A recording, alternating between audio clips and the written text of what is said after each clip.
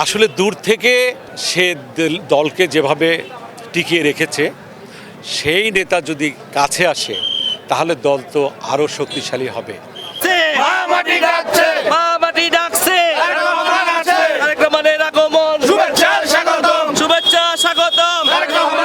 সুপ্রিয় দেশবাসী এবং যারা আজকে এখানে উপস্থিত আছেন, সবাইকে আমার ব্যক্তিগত পক্ষ থেকে সালাম এবং শুভেচ্ছা।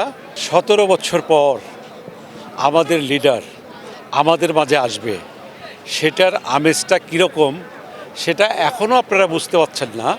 এটা বুঝবেন 24 তারিখে। 24 তারিখে দেখবেন রাস্তাঘাট সমস্ত জায়গায় শুধু মানুষ আর মানুষ, এবং এই রাস্তায় মানুষ শুয়েও থাকবে। এটা হচ্ছে এই দলের প্রতি ভালোবাসা, শহীদ প্রেসিডেন্ট জিয়ার প্রতি ভালোবাসা, এবং আমাদের গণতন্ত্রের মা আমাদের দেশনেত্রী বেগম খালেদা জিয়ার উপর ভালোবাসা, এবং আমাদের আগামী দিনের যে রাষ্ট্রনায়ক জনাব তারেক রহমান, বাংলাদেশ জাতীয়তাবাদী দলের ভারপ্রাপ্ত চেয়ারম্যান, তিনি আসছেন। তার যে সম্বর্ধনা আমরা দিব, এখানে কত লোক হবে এটা এস্টিমেট করা খুবই দুরূহ ব্যাপার, কারণ প্রতিটি ডিস্ট্রিক্ট থেকে, প্রতিটি জায়গা থেকে মানুষ আসছে এবং আসবে। কালকে থেকে আমাদের ঢাকার আনাচে কানাচে লোকজন চলে আসবে, এবং 24 তারিখ থেকে প্রতিটি রাস্তায় দেখবেন আমাদের লোকজন। আমরা আনন্দের সাথে আমাদের ভারপ্রাপ্ত চেয়ারম্যান জনাব তারেক রহমানকে গ্রহণ করব, এবং তাকে এক নজর দেখার জন্যে মানুষ উদ্গ্রীব হয়ে আছে। সেই নেতা আমাদের মাঝে আসছেন 25 তারিখে।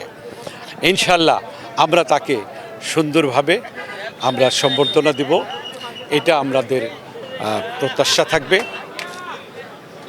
আর সারা বাংলাদেশের মানুষের কাছে আমার একটি কথা, আমাদের ভারপ্রাপ্ত চেয়ারম্যান সাহেব আসছেন, তার আম্মাকে দেখতে যাবেন। আমাদের যে 3 বারের প্রধানমন্ত্রী এবং গণতন্ত্রের মা, যিনি কোনো কিছুতেই আপোষ করেননি, সেই আপোষহীন মাতা মৃত্যুশয্যায় শায়িত। তার জন্যে পৃথিবীর সমস্ত মানুষের কাছে দোয়া চাচ্ছি, এবং তারা যেন দোয়া করেন। আল্লাহ তাআলা কার দোয়া কখন কাজে লাগবে এটা আল্লাহ মাহমুদ ভালো জানেন। তবে আল্লাহ তাআলা কোরআনে ঘোষণা করেছেন, যেখানে 10 জন মানুষ থাকে, 100 জন মানুষ থাকে, সেখানে একজন মানুষের হাতকে তিনি কবুল করেন। তাই যত মানুষ আছেন বাংলাদেশে, সবাই যেন দুহাত তুলে আমাদের মা, গণতন্ত্রের মা, আপোষহীন মা, তার জন্য যেন দোয়া করি, তিনি যেন সুস্থ হয়ে আমাদের মাঝে আবার আসে, এবং আমরা যেন তাকে নিয়ে আবার আন্দোলন সংগ্রামে এবং এই দেশের সুখ দুঃখ যেন ভাগাভাগি করে নিতে পারি। এটাই আমার সারা বাংলাদেশের মানুষের প্রতি প্রত্যাশা থাকে।